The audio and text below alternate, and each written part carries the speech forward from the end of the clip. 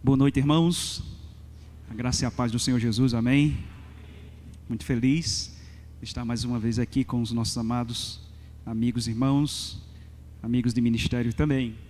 Nessa noite gostaria de estar pregando no texto de 1 Pedro, no capítulo de número 4.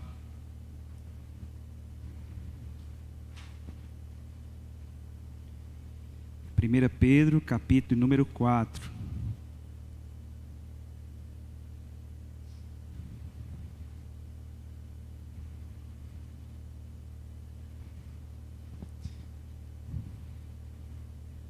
À medida que você for encontrando, você se coloca de pé, por favor, para nós estarmos lendo as Escrituras, a partir do versículo de número 12.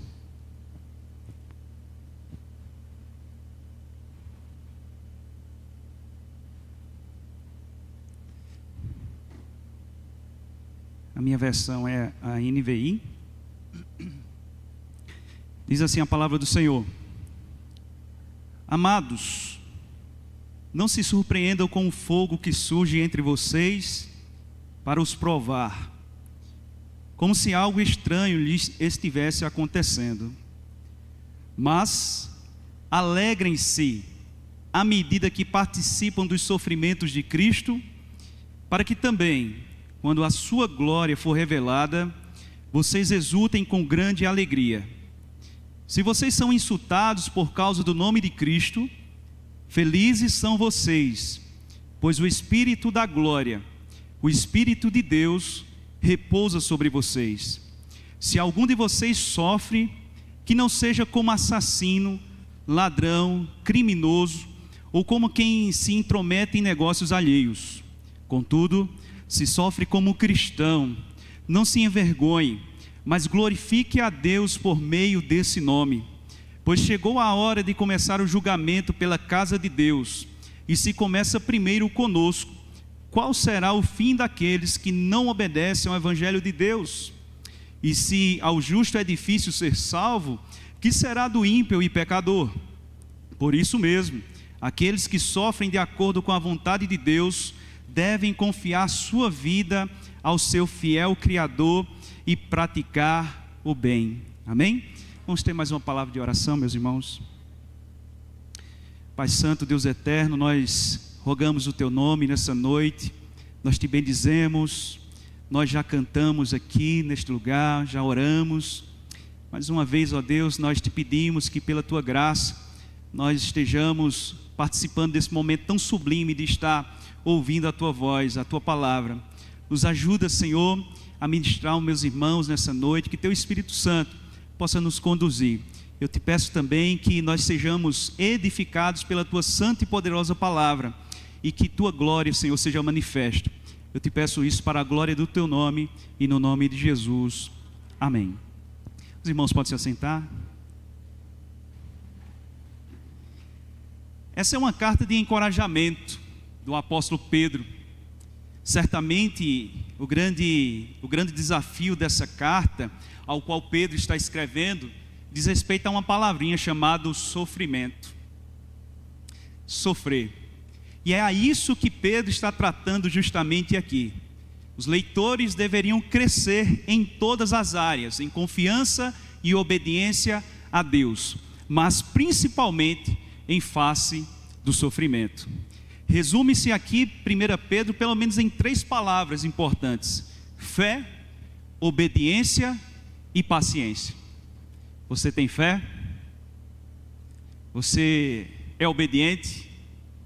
Você tem paciência? É isso que 1 Pedro vai nos ensinar nessa noite. Existe um bispo, Robert Linton, que ele afirmou a respeito dessa carta dizendo o seguinte, resumindo, ele diz: para encorajar e orientar o cristão em sua jornada para o céu. Esse é justamente o propósito pelo qual 1 Pedro ele é escrito. Mas eu quero começar, meus irmãos, aqui nessa introdução, falando um pouco da minha história escolar. Você certamente, você que estudou o ensino médio, o ensino fundamental, tinha aquelas disciplinas favoritas. Eu gostava de história e me tornei um professor de história, né? Essa era a minha disciplina favorita, pastor James. mas tinha duas disciplinas que eu não gostava tanto, e eu vou revelar aqui para os irmãos. Era português e matemática. Alguém era assim ou não? Alguém gostava de português? Levanta a mão aí. Quem não gostava de português? Quem não gostava de matemática? Levanta a mão aí. Parece que tem mais aqui, né? Eu não gostava das duas, nem de português, nem de matemática. No que diz respeito a português, eu tinha grande problema em gramática, irmãos. Era grande complicação em gramática. Principalmente porque quando você aprendia todas as regras, né? Aí tinha as exceções. Aí você tinha que começar tudo de novo. Então gramática era terrível para mim, meu diácono Jânio. Terrível. Mas existia aquela conjunção verbal, conjunções verbais. Você se lembra de conjunções verbais? Tinha um verbo que eu não gostava de conjugar. Esse verbo aí, talvez você também não goste. O verbo que eu não gostava de conjugar era o verbo sofrer. Afinal, quem é que gosta de sofrer? Ninguém. Nenhum de nós gostamos de sofrer. Contudo, existem alguns sofrimentos que valem a pena, mas outros não. Eu quero contar um exemplo para que a gente possa compreender. Um atleta ao qual se prepara, renuncia a muitas coisas, se desvencilha de muitas coisas para buscar um prêmio, uma medalha, um troféu. Esse sofrimento para esse atleta é um sofrimento que vai trazer uma glória, que vai trazer um benefício, que vai trazer um objetivo. Talvez esse sofrimento seja um sofrimento legal, bacana, você renunciar a alguma coisa para ganhar algo mais à frente. Mas existem outros sofrimentos que diz respeito à desobediência, e esse aí não tem prêmio nenhum. Eu queria trazer minha filha hoje, mas não deu tempo dela se arrumar para vir, né? Sabe que mulher, às vezes, precisa agora se arrumar mais direitinho, né? Já está com 12 anos, estava conversando com meu irmão Alexandre ali, e disse, como é que está a Ana Júlia? Eu disse, Ana Júlia está grande, está do tamanho de Juliette, né? Está do tamanho de Juliette. Vários irmãos conhecem a Ana Júlia, principalmente do projeto missionário lá em Patos, quando ela tinha apenas 2 anos, pequenininha. Mas Ana Júlia, ela passou alguns dias atrás, alguns problemas, alguns meses atrás, na verdade. Ela começou a tocar teclado, irmãos, começou a aprender teclado, e começou, de certa forma, a aprender teclado para nos ajudar lá na igreja, principalmente no Ministério de Louvor. E aí, numa brincadeira boba, né, jogando bola, ela quebrou o seu dedo midinho. Quando ela quebrou esse dedo midinho, a gente foi para um procedimento médico, e quando chegou lá, eles fizeram um procedimento equivocado, de modo que o osso colou, né, de forma torta, e o dedinho dela teve que passar por um procedimento cirúrgico. E para que a gente pudesse fazer essa cirurgia, foi muita luta, foi muita conversa, diálogo com o médico, diálogo com o plano de saúde. O plano de saúde não queria liberar tudo, queria liberar apenas uma parte. Nós estávamos ali dispostos a pagar uma parte que o plano não liberava. Mas, enfim, no final das contas, irmãos, o plano liberou. Nós fizemos a cirurgia. O pastor James ali na Devocional da Consciência Cristã, né? Ficava orando também, eu colocava lá nos comentários. E louvado seja Deus que ela fez a cirurgia. Mas uma cirurgia delicada, irmãos, que teve que colocar uns ferros, né, externos no seu dedo.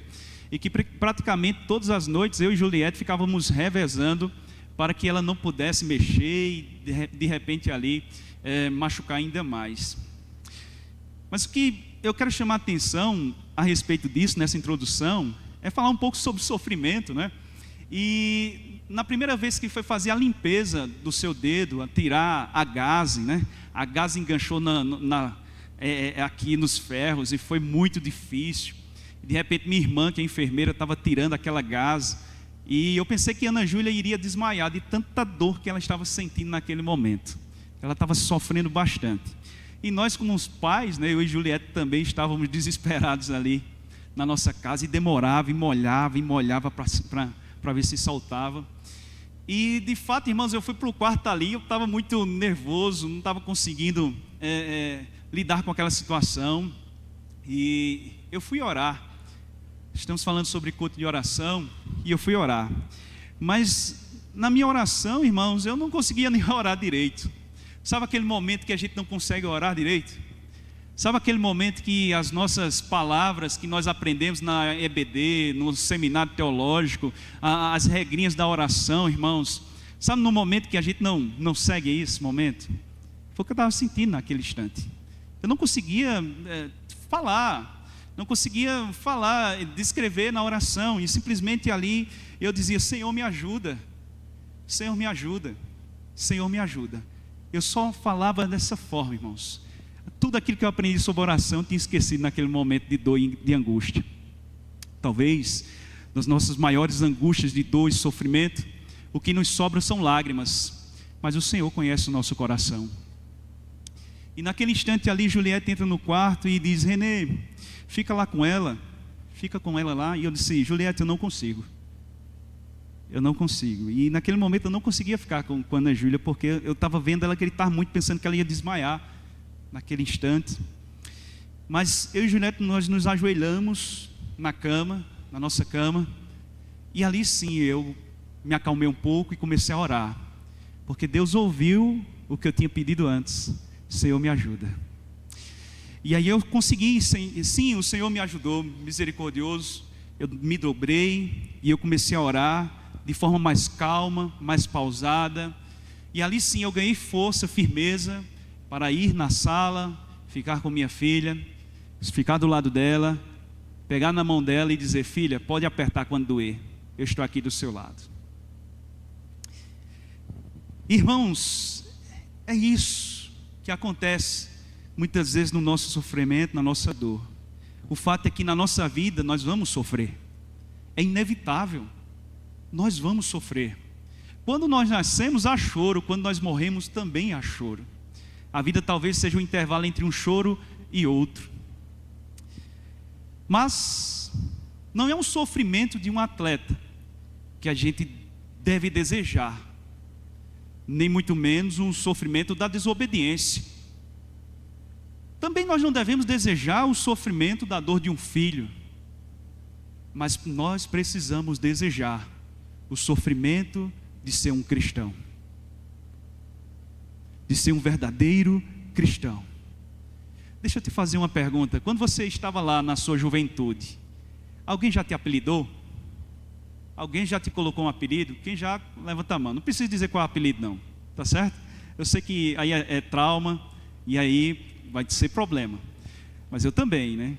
Eu não quero nem dizer aos irmãos o que eu fiz quando alguém me apelidou. Graças a Deus sou nova criatura. Sou nova criatura, amém? Mas sabe aquela questão do apelido? Se você pegar o A, como se diz, aí é que o apelido pega, não é assim? Se você pegar A, já era, o apelido já foi. Mas também se você não ligar com aquilo que o pessoal está falando contra você, as pessoas deixam de te apelidar, não é assim? Pois é, irmãos, é justamente isso que Pedro está falando sobre aqui. Insultando você, cristão, porque você é como Cristo. Qual deve ser a sua atitude? Pedro está dizendo: não se envergonhe. Não se envergonhe porque você é chamado de cristão. Ser cristão, a palavra cristão na Bíblia aparece poucas vezes, apenas 3 vezes. E a primeira vez é lá em Atos, justamente em Atos no capítulo 11, versículo 26, em Antioquia, quando os cristãos são chamados desse nome. Mas não era algo de empolgar, não era algo como se hoje no mundo gospel, né, nós estamos vivendo aí, onde as pessoas se insuflam e querem se achar por ser um gospel, não é nem mais ser cristão, né, mas ser um gospel. Naquela época era um insulto realmente. Lá vai aquele que só quer ser parecido com Cristo, lá vai um cristãozinho, lá vai aquele que quer ser parecido com Jesus. Era mais ou menos isso, era como um insulto. Mas qual deve ser a nossa atitude diante de insulto por nós sermos cristãos? E Pedro vai responder justamente a essa pergunta, e eu afirmo a vocês uma primeira coisa: alegrem-se na provação. Alegrem-se na provação. No verso 12, o apóstolo Pedro nos diz assim: amados, não se surpreendam com o fogo que surge entre vocês. Significa dizer que aqueles cristãos daquela época estavam sofrendo o fogo, que talvez alguns comentaristas possam trazer a ideia de que o Império Romano, que durante aquele contexto estavam matando muitos cristãos, e muitos destes serviam como tochas na entrada de Roma. Então não estranhe o fogo que está no meio de vocês. não se surpreendam com fogo. Mas por que eles não deveriam se surpreender com fogo? Porque na verdade o que Pedro está querendo dizer é, porque é plano de Deus. Porque é plano de Deus, Deus está no controle. E é isso que Pedro quer animar os irmãos ali que estavam sofrendo. E qual é o objetivo então do plano de Deus diante da provação pelo fogo? É justamente esse, irmãos. É vos provar. É vos provar. Não para tentar, porque Deus assim ninguém o tenta, mas para nos provar. Lá em Tiago, no capítulo 1, verso 12, ele diz assim: bem-aventurado o homem que suporta com perseverança a provação, porque depois de ter sido aprovado, receberá a coroa da vida, a qual o Senhor prometeu aos que o amam. Então o que é que Tiago está dizendo? Bem-aventurado. Vocês são bem-aventurados. Como são bem-aventurados? O homem que suporta com perseverança a provação. Nós somos bem-aventurados dessa forma. Então, o que é que Pedro ainda nos diz? Diferente de se surpreender, esses cristãos deveriam ter uma outra atitude. A outra atitude desses cristãos seria se alegrar. Então não se surpreendam com o fogo. Pelo contrário, se alegrem. Se alegrem. Mas por que nós devemos nos alegrar no sofrimento? Esse é um outro questionamento. Por que nós devemos nos alegrar no sofrimento? Pedro responde no versículo 12, dizendo assim, 13: mas alegrem-se à medida que participam dos sofrimentos de Cristo, para que também quando a sua glória for revelada, vocês exultem com grande alegria. Sabe por quê, irmãos? Nós devemos nos alegrar no sofrimento, porque isso demonstra que nós pertencemos a Cristo. Nós pertencemos ao Senhor. E lá em Colossenses, no capítulo 1, verso 24, o apóstolo Paulo nos diz assim: agora me alegro nos meus sofrimentos por vós, e completo no meu corpo o que resta das aflições de Cristo, em benefício do seu corpo, que é a igreja. Completo as aflições de Cristo. E pensando sobre isso, inclusive, o pastor John Piper, ele escreveu um livro, né?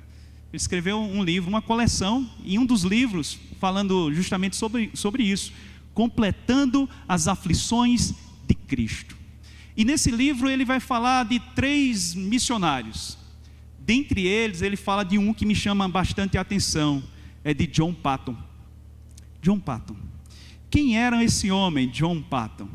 John Paton, irmãos, ele viveu no século XIX, nos 33 anos de idade. Em 1853, ele foi para umas ilhas lá na Oceania, as Novas Híbridas.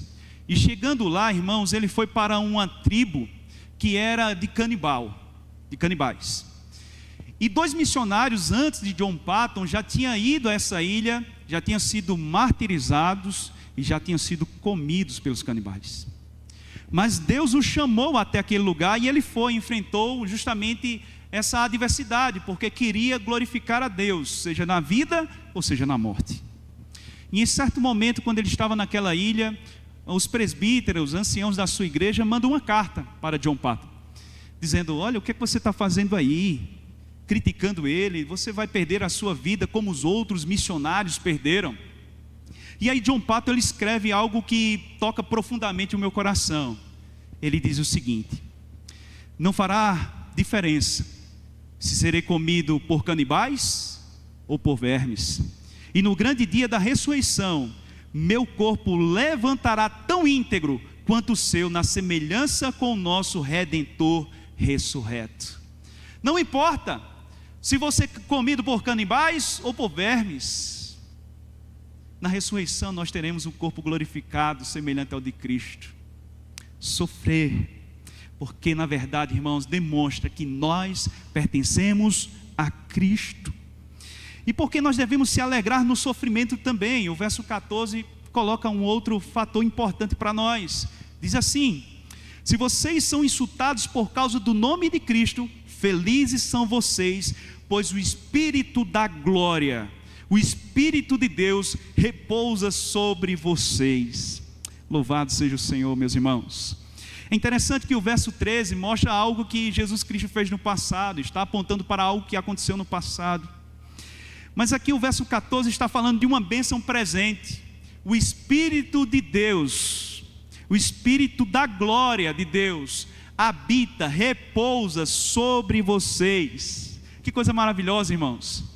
Porque se nós observarmos no Antigo Testamento, a habitação de Deus, o Shekinah, ou a glória de Deus, estava presente ali no Antigo Testamento, e ninguém podia se apropriar daquele Shekinah, chegar perto da Shekinah. E aqui o apóstolo Pedro está dizendo justamente o seguinte, que a glória de Deus repousa sobre vocês, irmãos. Que privilégio! Que privilégio! Sobre nós repousa o Espírito do Senhor, a presença do nosso Deus, a glória de Deus manifestada sobre nós. E isso deve ser motivo de alegria para nós no sofrimento, porque nós pertencemos a Cristo, porque o Espírito de Deus repousa sobre nós. No versos 15 e 16, ele diz o seguinte: se algum de vocês sofre, que não seja como assassino, ladrão, criminoso, ou como quem se intromete em negócios alheios. Contudo, se sofre como cristão, não se envergonhe, mas glorifique a Deus por meio desse nome. Se alegrar no sofrimento, porque na verdade não é sem propósito. Entende? Se alegre no sofrimento, porque não é sem propósito. Deus tem um propósito no sofrimento. O nosso sofrimento em Cristo não terá pena, não terá prisão, mas terá galardão, terá glória. E talvez você já sofreu algum tropeção, trupicão, como se diz. E quando a gente cai assim, leva um trupicão, alguém já aconteceu com você aí? Já caiu, levou um trupicão? Meus irmãos, é uma tristeza, né? E de repente, se você está com o celular na mão, imagina só, alguém estava com o celular na mão quando caiu? Não, né? Ainda bem. Mas imagina, você está ali, na rua, no centro da cidade de Campina Grande, e de repente você está com o celular na mão, olhando ali no WhatsApp, você está olhando, de repente, muitas pessoas fazem isso, infelizmente, né? Não presta atenção nas coisas, e aí tem um buraco, você cai. Aí o celular vai para um lado, né? Você cai para o outro. A primeira coisa que você faz é o quê? É pegar o celular? Não. A primeira coisa que você faz é se levantar bem rápido e olhar para um lado e para o outro, para ver se alguém não viu que você caiu. Porque além da dor, existe a vergonha. Porque além da dor, existe a vergonha. E o que Pedro está querendo dizer justamente com isso aqui, irmãos, é que o sofrimento por ser cristão, a dor por ser cristão, não tem vergonha. Não é como nós caímos e vamos pegar o celular, porque a primeira coisa não é pegar o celular. A primeira coisa é verificar se alguém não viu. Mas se nós somos cristãos, irmãos, nós precisamos nos alegrar no sofrimento, e diante disso não nos envergonhar, mesmo que nós venhamos a sofrer, mesmo que doa, irmãos, mas se alegrar em Cristo. Louvado seja o nosso Deus. E aqui algumas coisas é importante nós pensarmos sobre isso. Se somos cristãos, se somos de Cristo, vamos sofrer por Ele, mas só aqui. Amém? Se somos de Cristo, vamos sofrer por Ele, mas uma notícia boa, porque só é aqui. Uma outra lição que o texto pode nos apresentar, irmãos, é: se somos de Cristo, enfrentamos a provação com alegria e não com murmuração. O cristão, ele não vive murmurando. Se você é um murmurador, meu irmão, alguma coisa te falta. Talvez a alegria do Espírito Santo, a alegria de Cristo. Tem muito crente que murmura demais, fala mal de tudo, né, irmãos? E a alegria do Senhor não é a sua força. Mas se somos de Cristo, enfrentamos a aprovação com alegria e não com murmuração. Uma outra lição que podemos aprender ainda sobre isso é: se somos de Cristo, não nos envergonhamos do seu nome, mas sofremos por Ele. Sofremos pelo nome de Cristo. Nós sofremos lá na nossa universidade, na nossa escola, no nosso trabalho, talvez dentro da nossa própria casa. As pessoas nos acusando porque nós somos chamados muitas vezes de careta, porque nós somos cristãos. Ou outras vezes a pessoa vai dizer que você é um religioso, um retrógrado, um atrasado, porque você crê em Cristo. Outras vezes vão chamar você de homofóbico. Outras vezes talvez vai te chamar de um conservador da moral. Outros vão te chamar que você, na verdade, é uma pessoa que não conhece as coisas boas da vida. E ficamos isolados. E as pessoas nos xingam. Porque você é cristão. Quando na universidade, na graduação, irmãos, eu estava fazendo um curso, né? Os irmãos sabem, um curso muito difícil, que é o curso de História. Um curso assim extremamente complicado, onde muitos professores, a maioria, né? Vocês sabem, ateu, esquerdista, progressista. E os colegas também viviam dessa forma. Os colegas eram assim. E eu tinha um outro colega meu que ele era cristão. Nessa turma só tinha eu e esse outro colega. E na época era novo convertido. No meio da caminhada, esse meu amigo, ele se desviou da fé, começou a ter outras coisas na universidade, beber, drogas e etc. E eu fiquei sozinho na turma como um cristão. E eu ficava isolado. Ficava sozinho, isolado.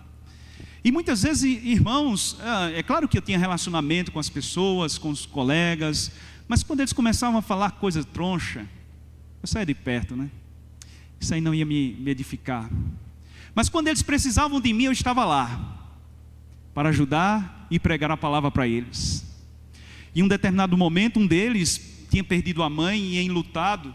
Eu fui até ele, conversei com ele, falei sobre Cristo, falei sobre aquela dor que ele estava sentindo. E ele disse assim: Renê, você é diferente. Porque você fica isolado muitas vezes, e esses meus colegas que sempre bebiam comigo nas mesas de bares, nenhum deles veio me consolar. Só você que veio. São essas coisas, irmãos, que demonstram o que de fato nós somos cristãos, embora nós sejamos xingados e fiquemos isolados e sejamos excluídos dos grupos de WhatsApp da nossa empresa. Aquele grupo extra que não é o oficial, que as pessoas deixam de lado você. Mas se você sofre por Cristo, irmãos, exulte em alegria, porque você é um cristão. Não se envergonhe disso. Mas o contrário, o que é que nós devemos fazer? Esperar. Esperar por quê? Se sofremos primeiro, é uma evidência que Deus julgará o mundo depois. E isso Pedro deixa claro nos versos seguintes, os versos 17 a verso 19. Veja o verso 17, irmãos. Pois chegou a hora de começar o julgamento pela casa de Deus. E se começa primeiro conosco, qual será o fim daqueles que não obedecem ao Evangelho de Deus? Aqui é claro que ele está apontando para o Antigo Testamento, Daniel, no capítulo 12, versos 1 e 2, que falava justamente na crença de que o julgamento de Deus começaria sobre a casa de Deus.